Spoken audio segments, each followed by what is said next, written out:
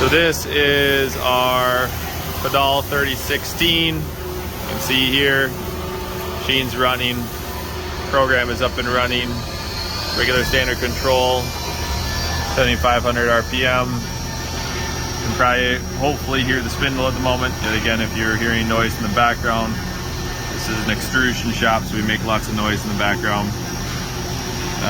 We have it, table moving back and forth, Z up and down, spindle up and down.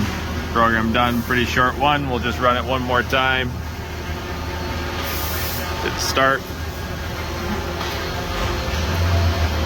Spindle ramp it up. Set. Fadal 3016.